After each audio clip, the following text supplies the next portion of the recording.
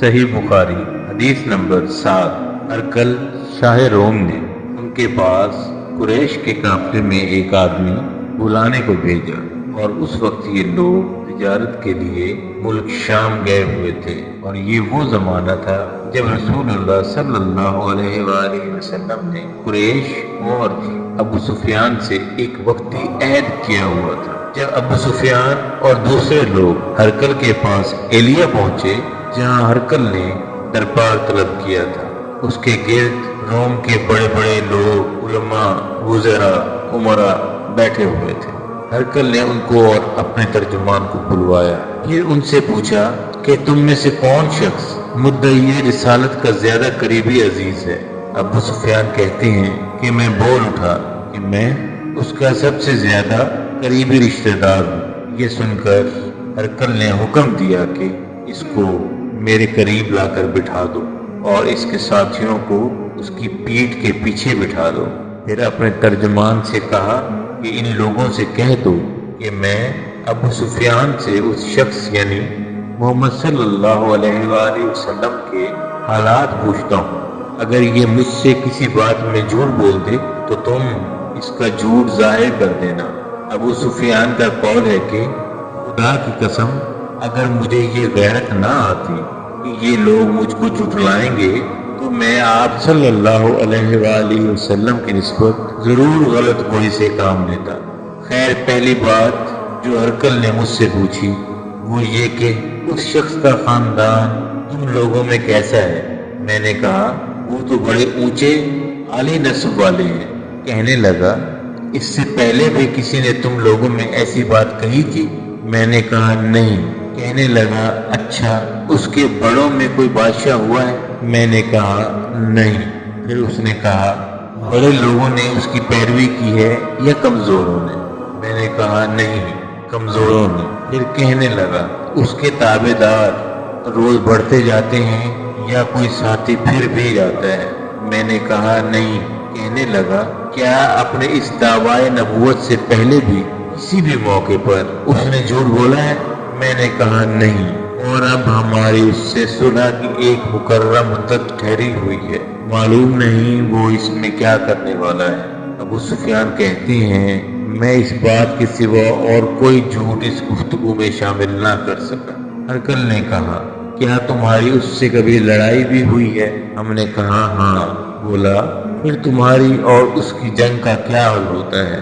میں نے کہا لڑائی دوڑ کی طرح ہے، کبھی وہ ہم سے میدان جنگ جیت لیتے ہیں اور کبھی ہم ان سے جیت لیتے ہیں۔ ہرقل نے پوچھا وہ تمہیں کس بات کا حکم دیتا ہے؟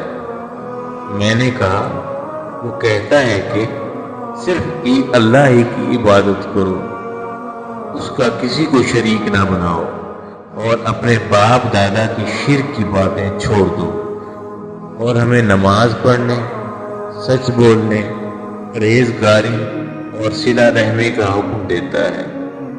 یہ سن کر پھر ہرقل نے اپنے ترجمان سے کہا کہ ابو سفیان سے کہہ دے کہ میں نے تم سے اس کا نسب پوچھا تو تم نے کہا وہ ہم میں عالی نسب ہے، اور پیغمبر اپنی قوم میں عالی نسب ہی بھیجا جایا کرتے ہیں۔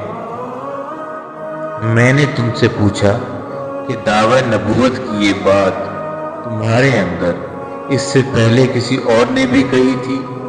تو تم نے جواب دیا کہ نہیں۔ تب میں نے اپنے دل میں کہا کہ اگر یہ بات اس سے پہلے کسی نے کہی ہوتی تو میں سمجھتا کہ اس شخص نے بھی اسی بات کی تقلید کی ہے جو پہلے کہی جا چکی ہے۔ میں نے تم سے پوچھا کہ اس کے بڑوں میں کوئی بادشاہ بھی گزرا ہے؟ تم نے کہا کہ نہیں۔ تو میں نے دل میں کہا کہ ان کے بزرگوں میں سے کوئی بادشاہ ہوا ہوگا تو کہہ دوں گا کہ وہ شخص اس بہانے سے اپنے آباء و اجداد کی بادشاہت اور ان کا ملک دوبارہ حاصل کرنا چاہتا ہے۔ اور میں نے تم سے پوچھا کہ اس بات کے کہنے یعنی پیغمبری کا دعویٰ کرنے سے پہلے تم نے کبھی اس کو دروغ گوئی کا الزام لگایا؟ تم نے کہا نہیں۔ تو میں نے سمجھ لیا کہ جو شخص آدمیوں کے ساتھ دروغ گوئی سے بچے وہ اللہ کے بارے میں کیسے جھوٹی بات کہہ سکتا ہے۔ اور میں نے تم سے پوچھا کہ بڑے لوگ اس کے پیرو ہوتے ہیں یا کمزور لوگ؟ تم نے کہا کمزوروں نے اس کی اتباع کی ہے۔ تو دراصل یہی لوگ پیغمبروں کے متابعین ہوتے ہیں۔ اور میں نے تم سے پوچھا کہ اس کے ساتھی بڑھ رہے ہیں یا کم ہو رہے ہیں؟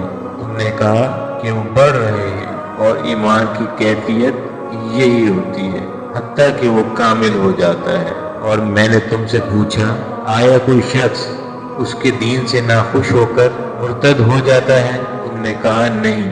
تو ایمان کی خاصیت بھی یہی ہے کہ جن کے دلوں میں اس کی مسرت رچ بس جائے وہ اس سے لوٹا نہیں کرتے۔ اور میں نے تم سے پوچھا کہ آیا وہ کبھی عہد شکنی کرتے ہیں؟ تم نے کہا نہیں۔ پیغمبروں کا یہی حال ہوتا ہے کہ وہ عہد کی خلاف ورزی نہیں کرتے۔ اور میں نے تم سے کہا کہ وہ تم سے کس چیز کے لیے کہتے ہیں؟ تم نے کہا کہ وہ ہمیں حکم دیتے ہیں کہ اللہ کی عبادت کرو، اس کے ساتھ کسی کو شریک نہ ٹھہراؤ، اور تمہیں بتوں کی پرستش سے روکتے ہیں، سچ بولنے اور پرہیزگاری کا حکم دیتے ہیں۔ لہذا اگر یہ باتیں جو تم کہہ رہے ہو سچ ہیں تو ان قریب وہ اس جگہ کا مالک ہو جائے گا جہاں میرے یہ دونوں پاؤں ہیں۔ مجھے معلوم تھا کہ وہ پیغمبر آنے والا ہے، مگر مجھے یہ معلوم نہیں تھا کہ وہ تمہارے اندر ہوگا۔ اگر میں جانتا کہ اس تک پہنچ سکوں گا تو اس سے ملنے کے لیے ہر تکلیف گوارا کرتا۔ اگر میں اس کے پاس ہوتا تو اس کے پاؤں دھوتا۔ ہرقل نے رسول صلی اللہ علیہ وآلہ وسلم کا وہ خط منگایا جو آپ نے وحیہ قلبی رضی اللہ تعالی عنہ کے ذریعے حاکم بصرہ کے پاس بھیجا تھا، اور اس نے وہ ہرقل کے پاس بھیجا تھا کہ اس کو پڑھا تو اس میں لکھا تھا اللہ کے نام کے ساتھ جو نہایت مہربان اور رحم والا ہے۔ اللہ کے بندے اور اس کے پیغمبر محمد صلی اللہ علیہ وآلہ وسلم کی طرف سے یہ خط ہے شاہ روم کے لیے۔ اس شخص پر سلام ہو جو ہدایت کی پیروی کرے۔ اس کے بعد میں آپ کے سامنے دعوت اسلام پیش کرتا ہوں۔ اگر آپ اسلام لے آئیں دین و دنیا میں سلامتی نصیب ہوگی، اللہ آپ کو دوہرا ثواب دے گا۔ اور اگر آپ میری دعوت سے روگردانی کریں گے تو آپ کی رعایت کا گناہ بھی آپ ہی پر ہوگا۔ اور اے اہل کتاب، ایک ایسی بات پر آ جاؤ جو ہمارے اور تمہارے درمیان یکساں ہے، وہ یہ کہ اللہ کے سوا کسی کی عبادت نہ کریں اور کسی کو اس کا شریک نہ ٹھہرائیں، اور نہ ہم میں سے کوئی کسی کو خدا کے سوا اپنا رب بنائے۔ پھر اگر وہ اہل کتاب اس بات سے منہ پھیر لے تو مسلمانوں تم ان سے کہہ دو کہ تم مانو یا نہ مانو، ہم تو ایک خدا کے اطاعت گزار ہیں۔ ابو سفیان کہتے ہیں جو ہرقل نے جو کچھ کہنا تھا کہہ دیا اور خط پڑھ کر فارغ ہوا تو اس کے ارد گرد بہت شور و غوغا ہوا، بہت سی آوازیں اٹھیں اور ہمیں نکال دیا گیا۔ تب میں نے اپنے ساتھیوں سے کہا کہ ابو کبشہ کے بیٹے حضرت صلی اللہ علیہ وآلہ وسلم کا معاملہ تو بہت بڑھ گیا۔ دیکھو تو اس سے بنی اصغر روم کا بادشاہ بھی ڈرتا ہے۔ مجھے اس وقت سے اس بات کا یقین ہو گیا کہ حضور صلی اللہ علیہ وآلہ وسلم ان قریب غالب ہو کر رہیں گے، حتیٰ کہ اللہ نے مجھے مسلمان کر دیا۔ راوی کا بیان ہے کہ ابن ناطور ایلیا کا حاکم، ہرقل کا مصاحب اور شام کے نصارہ کا لاٹ پادری بیان کرتا تھا کہ ہرقل جب ایلیا آیا ایک دن صبح کو پریشان اٹھا تو اس کے درباریوں نے دریافت کیا کہ آج ہم آپ کی حالت بدلی ہوئی پاتے ہیں، کیا وجہ ہے؟ ابن ناطور کا بیان ہے کہ ہرقل نجومی تھا، علم نجوم میں وہ پوری مہارت رکھتا تھا۔ اس نے اپنے ہم نشینوں کو بتایا کہ میں نے آج رات ستاروں پر نظر ڈالی تو دیکھا کہ ختنہ کرنے والوں کا بادشاہ ہمارے ملک پر غالب آ گیا ہے۔ بھلا اس زمانے میں کون لوگ ختنہ کرتے ہیں؟ انہوں نے کہا کہ یہود کے سوا کوئی ختنہ نہیں کرتا، سو ان کی وجہ سے پریشان نہ ہوں۔ سلطنت کے تمام شہروں میں یہ حکم لکھ بھیجیے کہ وہاں جتنے یہودی ہوں سب قتل کر دیے جائیں۔ وہ لوگ انہی باتوں میں مشغول تھے کہ ہرقل کے پاس ایک آدمی لایا گیا جسے شاہ غسان نے بھیجا تھا۔ اس نے رسول اللہ صلی اللہ علیہ وآلہ وسلم کے حالات بیان کیے۔ جب ہرقل نے سارے حالات سن لیے تو کہا کہ جا کر دیکھو وہ ختنہ کیے ہوئے ہیں یا نہیں۔ انہوں نے اسے دیکھا تو بتلایا کہ وہ ختنہ کیا ہوا ہے۔ ہرقل نے جب اس شخص سے عرب کے بارے میں پوچھا تو اس نے بتلایا کہ وہ ختنہ کرتے ہیں۔ تب ہرقل نے کہا کہ یہ وہی محمد صلی اللہ علیہ وآلہ وسلم اس امت کے بادشاہ ہیں جو پیدا ہو چکے ہیں۔ پھر اس نے اپنے ایک دوست کو رومیہ خط لکھا، وہ بھی علم نجوم میں ہرقل کی طرح ماہر۔ پھر وہاں سے ہرقل حمص چلا گیا۔ ابھی حمص سے نکلا نہیں تھا کہ اس کے دوست کا خط اس کے جواب میں آ گیا۔